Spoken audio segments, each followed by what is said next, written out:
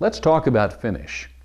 Much of the beauty and the expense in fine furniture is to be found in the finishing process because there are no shortcuts. It's necessarily a hand process that takes time, but it reaps wonderful results. Notice this beautiful sofa table from Hooker Furniture, which utilizes a 1/4 inch veneer in cherry. There's nothing that takes a finish quite the way cherry does. The fact that we're working with such a thick piece of wood allows us to leave in the pins and the knots and to use a draw knife to give texture on the top of this piece for a desired effect. You'll also note that there are some distressing marks which are put here intentionally to create the look of relaxed eloquence.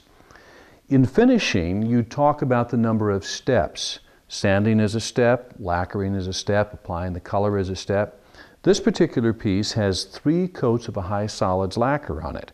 And in between each one of those coats of lacquer, the piece is completely hand sanded in order to make the next coat of lacquer go on clear and clean. And that's how you get depth of finish. So check on the number of steps in the finishing process.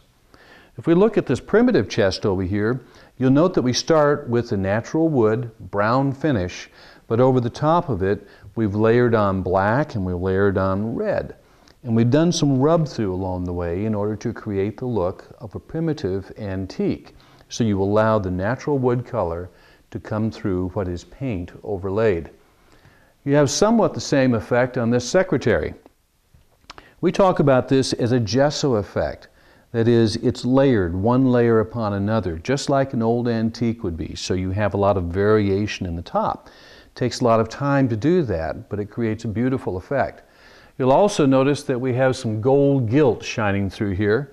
And once again, we have that rub-through technique showing up in a little bit of red on the edge, which gives you a good depth of color. So consider all of those steps. Consider finishing as a mark of quality, whether you're looking at a painted piece or you're looking at a piece which is emphasizing the natural wood.